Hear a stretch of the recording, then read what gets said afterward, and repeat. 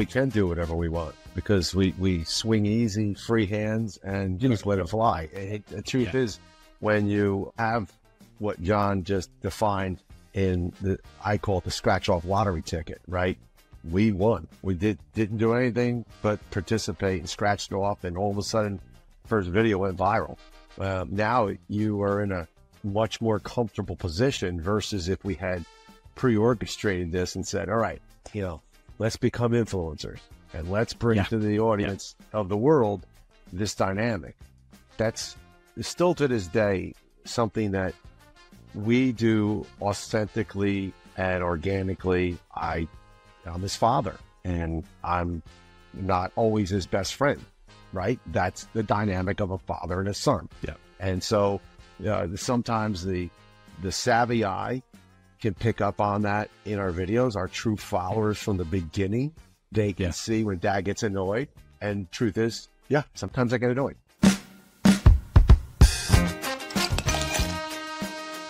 In the time it takes to age a single bottle of extra añejo tequila, John Rondy Sr. and his son, John Rondy Jr., went from randomly filming how to make a Manhattan cocktail to becoming one of the most popular spirits influencers in the world, working together as Johnny Drinks. They've got nearly 5 million followers and subscribers, the terrific On the Rocks podcast, which you should absolutely listen to, a merchandise line, their own bourbon, and a ton of brand deals and endorsements. And in many ways, they are the textbook definition of a spirit guide and are like the inspiration for this entire show. But the question I have is probably the question you have is how did they do that? And why did they do that? And how has their lives changed since the initial TikTok breakout? What's next for Johnny Drinks? We'll find out in this episode of The Spirit Guides, the show about the entrepreneurial journeys of the world's top booze influencers. I'm your host, Tequila J. Bear. Fans of the show are known as the Sippers, and all sippers out there know that every show can be found at thespiritguides.info, and the videos are always at thespiritguides.video. The show is sponsored by our pals at Love Scotch, the premier online shop for scotches, obviously, bourbons, tequila, and a lot more. With an extensive collection curated from all over the globe, Love Scotch brings you the world's finest distilleries to your front door, or your back door if that's your thing. Whether you're a seasoned enthusiast or just starting your own journey into the world of spirits, Love Scotch has something for everybody. Now check this out. This is one of the things I like best about them. Shipping is always $19.95, regardless of the number of bottles. So if you stock up, the shipping becomes a really good deal. That does not apply to Hawaii, Alaska, or Bulgaria or whatever, obviously. But sippers, visit lovescotch.com. That's lovescotch.com. And the show is produced by Content 10X. Go to content10x.com for your content creation and production needs. They are the best. And now, here are the Spirit Guides, John and Johnny. Gents, how are you? All right, doing great. Crazy, man. That was the best intro I've ever heard. Thanks very much. For sippers that don't follow you guys yet, Johnny, can you talk about the very sort of random, unplanned nature of your start and sort of, it was almost like an instant overnight success, which doesn't always happen, but it did in your case. Yeah, and again, thank you for having us on. That was incredible. Just like you said, right, it was unexpected. It wasn't planned. It was February 2020. We were going out to eat, so it was right before quarantine hit. My dad had, I think a couple months prior to, been at a bar where he saw somebody smoke Manhattan, and he was like, I want to try this before we go out. And I was like, why don't I just try to film you and see what happens? He makes this smoked Manhattan. It looks pretty cool. We go to dinner. I check my phone. It's going, what I thought was viral at the time, maybe a couple 100,000 views and all these crazy comments coming in. It was all brand new to us, so it was just funny. We were with our family. We were already getting hate comments, so that was, we got pretty desensitized to that early on. And then the next day we checked it and it was doing pretty well again. And, now a couple weeks pass, I say to my dad, hey, let's just keep making content, who cares? And, maybe it can turn into something, because I've always been enamored by the space. I knew how much, I guess, money these creators were making and how businesses were made just from making content. And so I figured, why not? And then especially when quarantine hit, we had nothing else to do. And this was a point in time where things were going parabolic. We were, I would consider, like not the first early wave of TikTokers, because you have the people that were on like Musical.ly before, Yeah, Vine. for sure. As soon as they got on the apps, it was millions of followers, right? We were like the second wave, you know. So as soon as we started posting, it was off the races. We could do anything, and people were watching our stuff. So that worked out pretty well. 6 months in, again, I picked the name Johnny Drinks because I don't know, he made a drink. You know, he wasn't a bartender at the time. We just had, I guess, I didn't really care for like these crazy exotic cocktails yet. I was sort of fresh out of college, so anything other than like a Tito's and Club, I was pretty unfamiliar with. So it was cool to learn from him. And then he was learning side by side from other videos and going to bars, things like that. So fast forward to now, we realized, okay, we could diversify our content because the drinks was just like, I guess, the carrot dangling in front of their faces, but they're really coming for the father and son relationship. So there was a day, I vividly remember, we were shooting YouTube videos, and my dad was upstairs like, let me show you how to shine a shoe. And I was like, I don't want to let me shine a shoe. Like, why would I care about that? Never shine a shoe in my life. And my videographer was like, just go film and see what happens. And that is actually, I think, one of our like most popular videos to date. So 17 million. 17 million. Whatever. Crazy. Something like that. Who knows? Who's counting? Yeah. So that did pretty well. It just opened up for us. Like, okay, people care about the father and son stuff too. So we started doing more so dad advice, tying ties and, like we said, shining shoes and fixing cars and whatever, you name it. That's where our impact was, or for us, like where we care the most. Making drinks is great, entertaining you for the day, but if we can teach, and if he can teach a son or, an older or younger male that doesn't have a father in his life how to tie a tie, I mean, you could ask him when he gets that on the streets, that's the most fulfilling thing for both of us. So it's expanded into a brand that we can kind of do, I don't want to say whatever we want, but we're in a really good spot with, I guess, what we can do with content. Well, we can do whatever we want because we swing easy, free hands, and just let it fly. The truth is, when you have what John just defined in I call it the scratch-off lottery ticket, right? We won. We didn't do anything but participate and scratched it off, and all of a sudden, first video went viral. Now you are in a much more comfortable position versus if we had pre-orchestrated this and said, all right, let's become influencers and let's bring to the audience of the world this dynamic. That's still to this day something that we do authentically and organically. I'm his father, and I'm not always his best friend, right? That's the dynamic of a father and a son. Yeah. And so sometimes the savvy eye can pick up on that in our videos. Our true followers from the beginning, they can see when dad gets annoyed. And truth is, sometimes I get annoyed. Like sometimes I don't want to do a video, or sometimes, we're calling it in, and that's the realistic place from which we don't try to cover up or hide. And so anyway, in this social media Fugazi world, there is a thread of common truth, and we try to be as, again, real as we can without being insulting or, certainly, in any way, shape, or form, bringing down the craft of creating this content.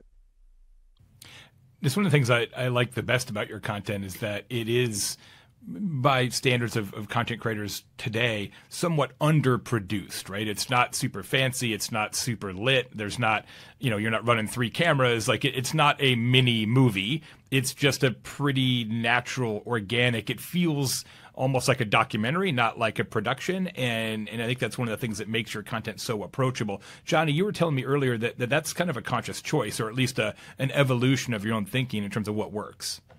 Totally. I mean, I think what happens, especially with creators, or for us at least, you always want to match outcome to effort, right? So when things are going really well and it's really easy, you're like, oh shit, I got to start working harder because this isn't going to last. And so, all right, Dad, the phone isn't enough. I got to buy a camera, and I bought a camera. And now I got to learn how to use this camera, and I got to start editing on Premiere. And so I chopped up videos and I hired editors. And what happened was it was almost immediate, the response of like, hey, this isn't what we're used to. This doesn't feel as authentic. You're changing. And so it did the exact opposite of what we wanted it to do. And I think that's where I struggle the most with like this constant debate of how much to try and then not try at the exact same time, right? It's a very tough balance because you don't want to just not try, right? If I had a shitty angle and you really couldn't see what he was doing, and that wouldn't work out either.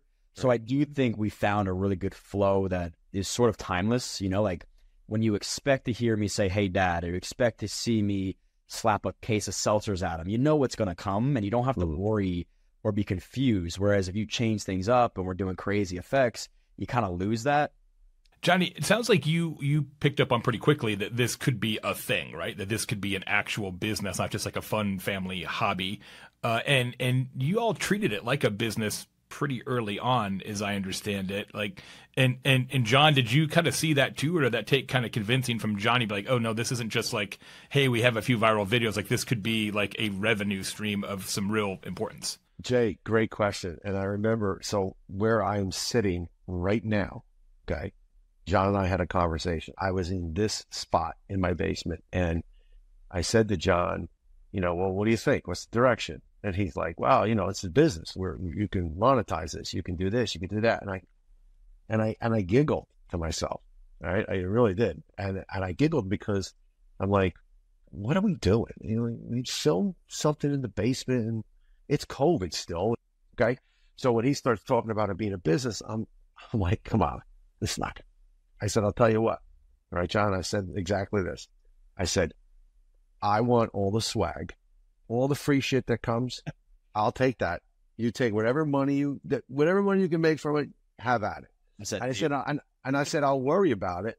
I'll worry about it really when you get to like 6 figures. If you ever get to 6 figures, just let me know. Well, guess what? Did you renegotiate the deal? Yeah. Well, yeah. It was interesting because as soon as that happened, I was like, weird, because we talked about this, and all you wanted was the merch. He's like, yeah, hold on. That's why. Right. Because I thought you were going to like, move that shit. I thought you were going to like cap out. I thought you were going to like tap and cap out. And then all of a sudden it was like, we went through that. I was like, all right, hold on a second. Maybe we should really reevaluate this a little bit. Yeah. Now everybody's got their own attorneys, right? Different story. John, did you are you still doing any mortgage stuff, or are you all the way out now? So I didn't leave the mortgage business. The mortgage business left me. Yeah. Right? And a lot of people that are in that world feel the same way. The good news for me is I have this now. The good news for me, I worked 30 years, and I ran a high profile team for a big bank, and for a lot of years. And listen, the things that I say as advice to young people is what I've done. I preach, you know, it's not what you make, it's what you save, right? It's not what you do and decisions you make how to invest, but it's truly where you make those decisions on what you're going to end up treating yourself to. So knock on wood, 30 years done. I'm good. I'm cool. I don't even know that I would say to you sitting here, and every time I do this, I go to LinkedIn. I just went to LinkedIn last week, and I'm like so tempted to change my profile. And I must have done this. I'm telling you, I must have done this 10 times, Jay, where I go change it from mortgage expert, whatever the heck it is, mortgage leader, says mortgage leader. And I want to change it to influencer. Then I'm like, I don't know. Am I? I guess I am. But no, I know. But I'm like, what? Do I do that? I know. It feels super weird, right? Yeah. And so a lot of people would say, John, that you're sort of like the dad of TikTok. And teaching people these lessons that either their dad didn't teach them or they didn't listen to their dad because nobody listens to their own dad. Like, how does it? No, for sure. How does it feel to have that responsibility, or does it feel like a responsibility? Yeah, it does feel like a responsibility. And the contrast is, you hit the nail on the head. No one wants to listen to their own dad. So John, love him. He will take what he wants, and at other moments just say, you don't know what you're talking about, Dad. Although to the fresh set of eyes, it's like, wow, what doesn't this guy know? And it's not that I know everything. I know a little bit about a lot of things. And you know, that's what experience affords me. That's what makes it easy for me to show people how to shine shoes, how to make a bed, how to do a tie, how to change it, how to check the oils and the fluids in your car. These are things that I don't go on YouTube to look at. That's how I grew up. And it's a badge of honor when we have people come up to us and young men say to me, you taught me how to make a tie and I made it for my wedding. I'm like, you did what? You watched my video how to make a tie for your wedding? I'm like, it's unbelievable. So that I can't do enough of. What gets in the way today of John and I doing that is two things. One, he's physically not in the same house anymore. So the things that were spontaneous, like, hey, John, come up, I'm going to show you how to shine shoes. Well, he's not in the living room anymore, right? Or, hey, John, there's a flat, this has happened several times where we've had flat tires in the driveway and we've changed them, but he's not here to watch me do it.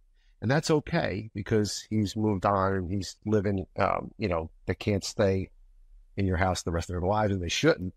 But so that's one thing that challenges and affects us to do the dad advice thing. The other is we're getting paid to post about certain brands. So those are the priorities, right? And so every once and again, I do remind him and I ask him, actually, John will tell you, right? I plead with him, come on, let me show you how to do this.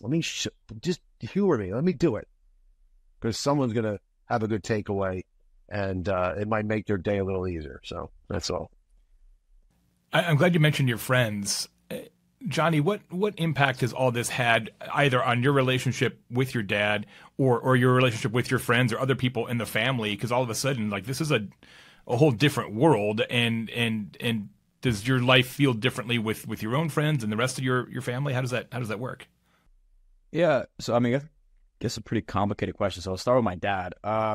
It's tough because you don't know if life is going to change anyway. You know what I mean? From 24 to 28, I'm moving out of the house, and so what I noticed in the beginning, I try to reflect on when I was 23, 24, starting this, how close my dad and I were. And we were tight, but we wouldn't hang out. Like you said, he was my dad. He wasn't my best friend. We were not the guys, actually, ironically, that we're going to the bar together and getting drinks. And that just wasn't who we were.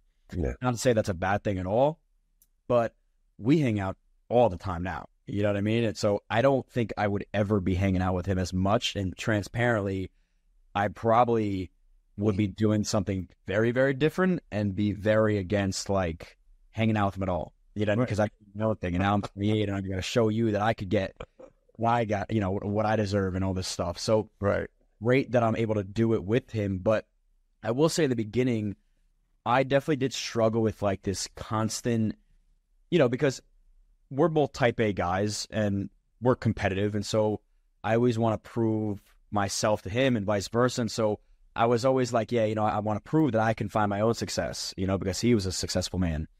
And then it was frustrating because all the success that I was quote unquote finding with Johnny Drinks was because of him. And it was also lending him more success. So I'm I can't get away from my own shadow at this point. Nope. I accepted that fact. And I was like, you know what a blessing it is that I'm able to do this with my dad. Yeah, I'm able to start new things and build brands and businesses with him, and I'm not going to fight it anymore. Will I do my own thing once in a while for sure, and so will he, but that doesn't negate the fact that what we have going is truly special, and I wouldn't trade it for anything else at this point in time. But in regards to my family relationship, I think the whole family has kind of been accepting of the business, you know what I mean? So if they're in the house and we're filming, they respect that. So the family has adapted and they are part of the brand a little bit. The cousins, everybody loves it. But same thing, they didn't know what it was until they really knew what it was. And now they have people saying oh, can I meet your cousin or your uncle? And they're like, right. Fuck. And especially on TikTok, where the tone and the tenor can be a little different. YouTube's even worse. There's comments that can be pretty harsh. And a little bit even out of left field, I find on occasion. And I'm much better about it now than I used to be, and you probably are as well. But talk a little bit about how you navigate that, especially in the early days. You're like, wait a second, we're just trying to help people make a better cocktail or help people, learn how to tie a tie, and you're like yelling at us and like, we're doing this for your enjoyment, right? Like, what do you want? It can be a little bit of a sad time, I think, reading those comments. Yeah, I mean, again, in the beginning, it's weird. It's like, why are you even yelling at? What did I do? I mean, we made a video. Why are you so mad in the comments? And so, yeah, the things that don't upset us are like you don't know what you're talking about. These guys suck and blah blah blah. When things get personal, it's just like, what's going on in your life that you feel so terrible? And everybody says the same thing, right? They're the ones going through it. And look, if you have to let it out by calling us assholes or pretentious, great, man. It's not going to bother me. What I will say does mentally mess me up, and I'll just like transparently admit that, in the ebbs and flows of content when engagement isn't good and people notice it and they call it out, I'm like, fuck, man, that stinks. You know what I mean? When they're like, oh man, the views are down, huh? Or you guys got to really, you really have to make a bed to try to, the skit is ending type of thing. And I'm like, shut up. So I will try to stay away from, but I do use those as a little bit like a fuel, I guess. Stuff like you learn from too. There's feedback in the comments if you can kind of muster the strength to actually learn from it. So that's normally what we do. Jay, it's interesting. So that's the first time, maybe the first time, John, I've ever heard you say what piece of it bothers you, right? And I'm not surprised by that because I understand that. Yeah, that's okay. Well, you'll say, man, this video sucked, huh? Yeah. Video flopping. I'm like, shut up, dude. Like, I know the numbers. I see it. Right. But when I see, Jay, that comment, May is Mental Health Month. I think of it from a different vantage point. I feel so horrible. And you can say whatever you want about me. You're not gonna make me cry and not want to get up to go live my life. You're just not. But what makes me pause is that person that's saying some of the things, I feel like they're going through something. And so I'll try and bring some humor into it. Or I'll try and say, hey, be nice. I'm just trying to be nice. Just be nice. Let's try to find another way of saying it. Whatever I can do, because I'm sensitive. I'm sensitive to that. And that's what you're supposed to be doing as an adult. You can almost do anything for any brand if you just kind of shoot the video the right way. Whereas me, for example, is a much narrower set of potential partners just because our content's tighter. What's the most sort of bizarre or weird kind of brand offer or approach you've had? Yeah, tell them, John. We got one right now. You want me to consider? I can't say it, but I say it, but it's not comfortable for me. And I don't even know if I want to do it. It's not closed, I guess, but yeah, right. I like going out. We don't know yet. I don't know if there's. I'll tell you what. We know what's uncomfortable is THC. Okay, please don't do it. It's not. I don't do it. I told him, nope. Send the money back. Send the product back. Give it away. I just won't do it.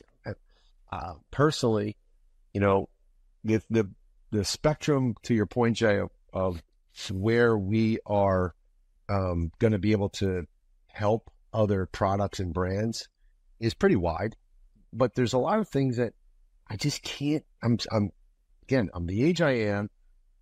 I feel like I could say no. Like I've said no many times before, and one of the beauties of getting old is understanding it's okay to say no, and you don't have to say yes to everybody. You don't have to please everybody, and better to say no short and quick so that people know where you stand, so they move on and you move on. Why belabor the point? So there's a lot of products that, THC being one of them, cannabis being one of them, that I won't do. I can't do. I don't use it. So how am I going to say it's good, right? Or whatever. Like at the end of the day, it is a business, and you got to make your money. And there's brands that you got to suck it up with, right? A big name brand, I won't even mention names because some of them are really nice to work with. Others just are a pain in the ass. And people know, you got to swallow your medicine as the consumer. And you got to swallow your medicine as like, look, I know if I post 3 ads in a row, my content for the next potential month could be, and it's so crazy because you don't even, I hate overthinking stuff like the algorithm and let me try to find the perfect time to post. But it's like clockwork, dude. Like I recently just made the mistake of, like, from scheduling standpoint, had to do like back to back ads, and my content since then hasn't been, it's all the same, right? The content's all the same, but the engagement has just been drastically different. And it's one of those things where you got to accept it. You know what I mean? You keep moving. You can't get upset about it. I've only learned that because I've had to go through it so many times. But, you know, it is what it is. And so now it's like, I think actually, like you said, Gary Vee before talks about, what it was, like give, ask, you know, something like that. So if all of our videos are gives and then the one ask is, hey, sit down and watch this ad, that's great as long as the gives are way more than the ask. So yeah, it's that's how your point we work with and how we organically incorporate it to a video. John, you've been doing this for a long time. You're 58 years old. None of this existed when you or I, for example, were Johnny's age.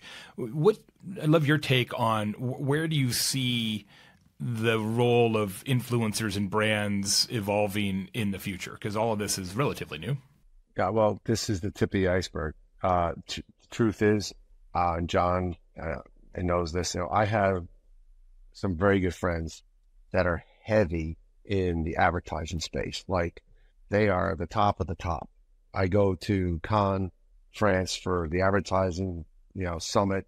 I've been to countless other places where it is all ad driven, from artificial intelligence, those companies that do that and curate it, and I'm in that world. So this piece with my son in the social media place is one thing, but my friends are they're up there, and they share with me a lot of things. And John and I have benefited by those relationships in that, you know, we've gotten invited to New York City, and we've gone and we've participated in their company functions because they want us to share the story. They want us to give some insight because they want to learn. They're not just interested in just listening. They're really going to apply some of what we're sharing with them to their clients to be able to introduce, if it's not us, someone like us for that advertising digital content space, right?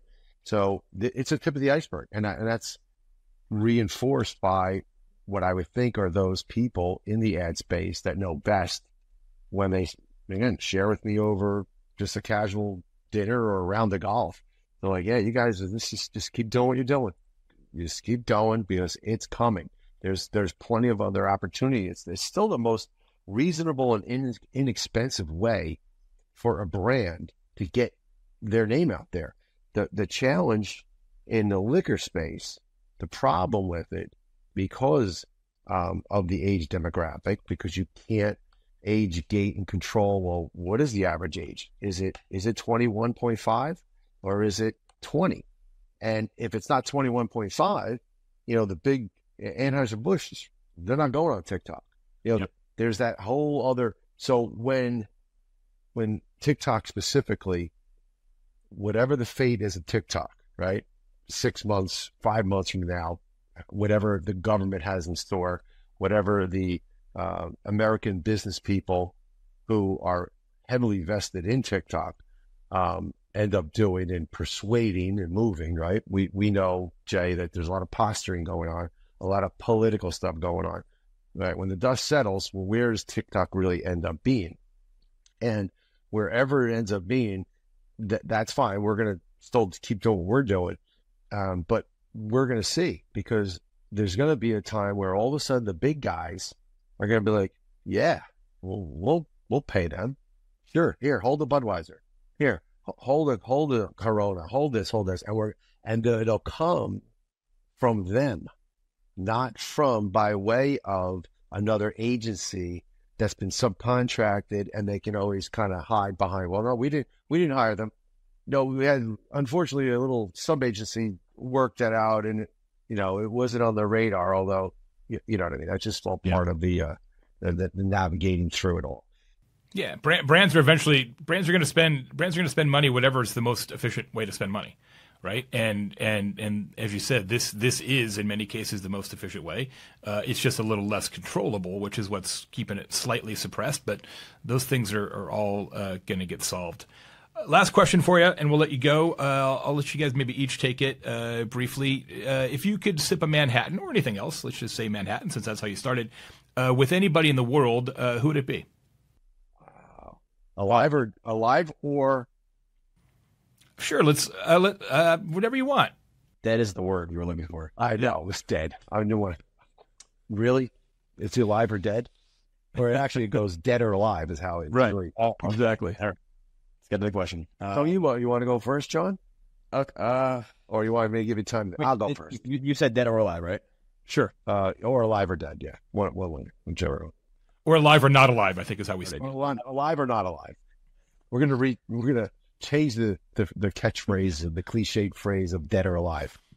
I mean, like, my mind goes to like a Frank Sinatra right now just because of like what we've done. I would have never answered saying that 4 years ago because I got introduced to the music really from what we've been doing on TikTok because of him.